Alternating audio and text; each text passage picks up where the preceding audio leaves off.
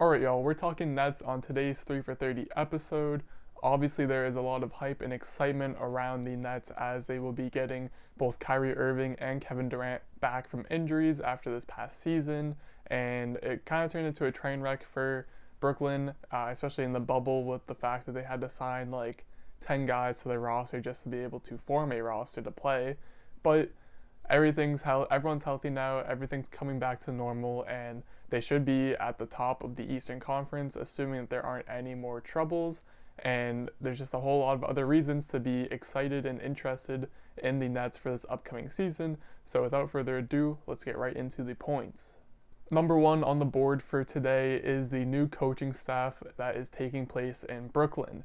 Now, obviously, Steve Nash is headlined as the head coach, but I'm not quite sure enough yet as to if he's going to be necessarily the main voice in this organization, in the huddles, stuff like that.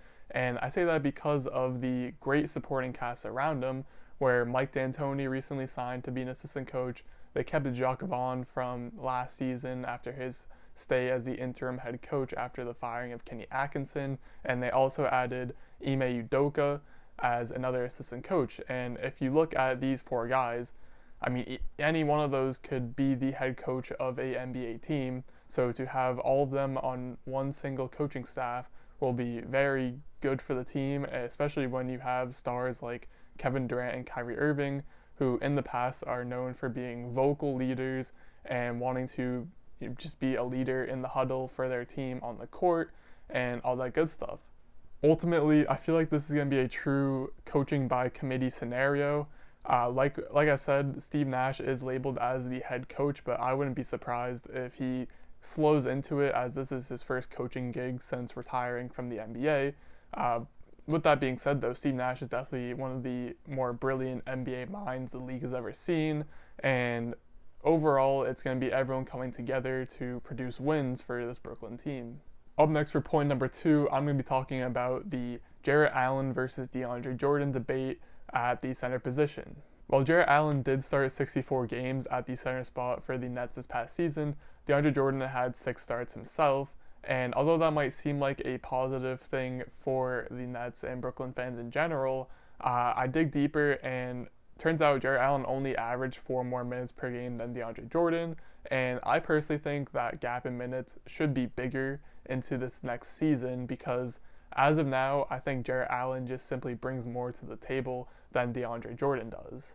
With looking at their per 36 numbers from this past season, it's clear that Jarrett Allen, although it's not a significant difference, he did perform better and have more production per 36 than DeAndre Jordan did, and I think that's just a fact that Jordan is slowly getting past his prime. He's 31 now. He's pretty much just a good rebounder and decent rim protector, above average rim protector, whereas Jarrett Allen, although he might not be as good a rebounder or as good as a rim protector, he just brings so much more versatility to the offensive game. I know he doesn't have a great jumper, but he can expand out of the paint, unlike DeAndre Jordan, especially at his current age.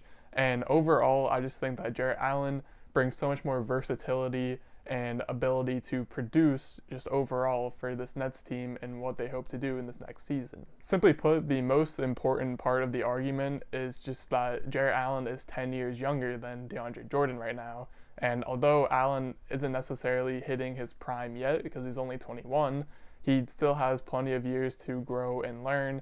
And even at this point in his career, he is giving you starter level production, which is rare for a 21-year-old.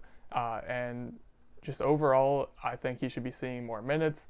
I think a little theory of mine could be that the Nets maybe haven't been playing him as much because this is the last year on his contract, so maybe they're trying to be cost effective with him and trying to make the point that, oh, well, his production wasn't as good as it could have been, and for that reason we can give him a smaller contract.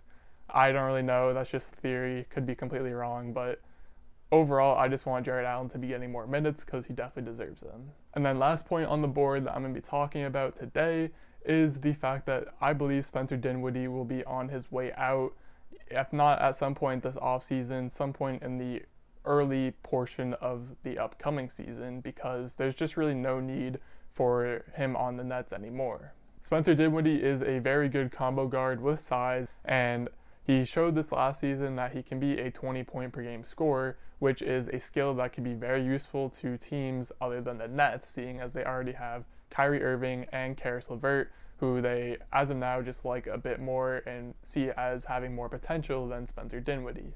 And because of the fact that Dinwiddie usually needs the ball in his hands to be at his most effective, it doesn't make sense for the Nets to hold on to him. So I came up with some trade ideas that are based off of some recent rumors with the Nets and just their trade targets in general.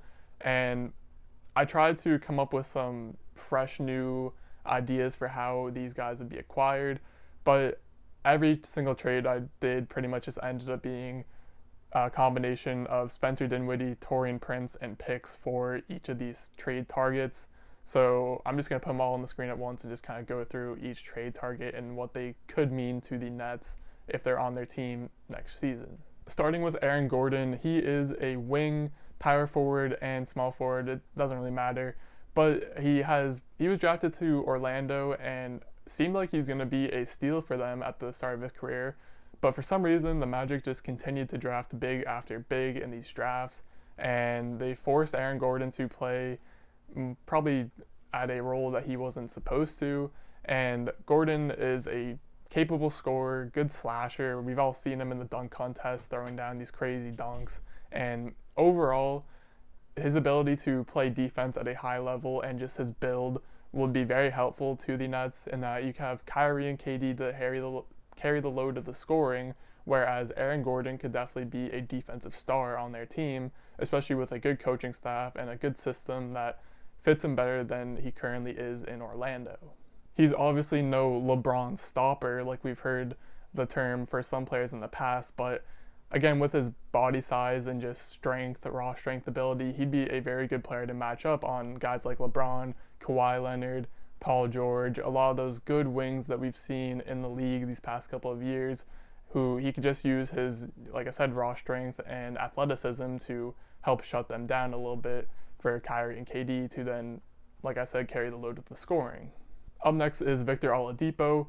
We all know the injury concerns with Oladipo as he has missed quite a lot over the past couple of seasons, and there's always the risk in trading for him that we don't quite know where exactly he's at in his return from that injury. And he showed in the bubble that he showed some flashes, but overall he's not quite the same Oladipo that we once saw, and potentially him being the third option in Brooklyn could help get him back up to those better levels that we've seen in the past. Again, much like with Aaron Gordon, he won't have to worry about scoring as much, and he could just show off the defensive skills that have been present with him since he came out of college, which are very good defensive skills.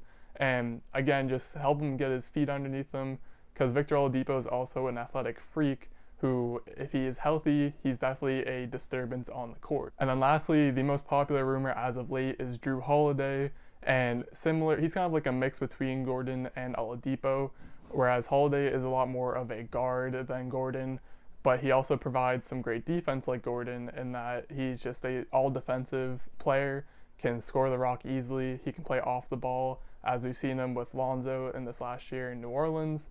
And just overall, Jrue Holiday would be a big boost to that backcourt that currently has Kyrie Irving, who isn't necessarily the best defender. So it would just plug up a lot of holes while also giving them a tertiary ball handler if they do need it. But most importantly, he can help lock down a lot of the opposing guards who have been coming up and rising in the league recently. You know, maybe the guys like Trae Young, Damian Lillard, those types of guys. Jrue Holiday could put an effort in stopping them, and it'll be very beneficial for the Nets. And like I said, all of these trades are pretty much centered around Dinwiddie and Taurean Prince as a package.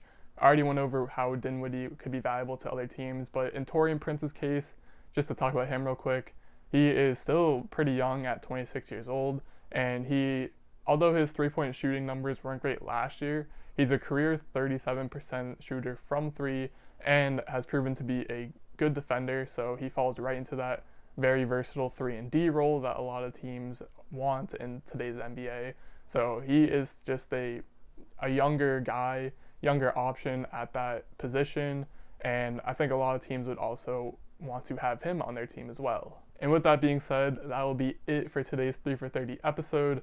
I'm definitely going to try to get through these a little quicker as the draft is coming up in a few weeks and free agency and all that stuff. And I'm only halfway there, so it might leak a little bit into the remainder of this offseason. Hopefully, I can get them done before the season starts. That's my plan, at least. But thank you for watching. As always, drop your comments down below on what you think I got right, what you think I got wrong. While you're down there, leave a like, maybe hit the subscribe button, and most importantly, thank you for watching.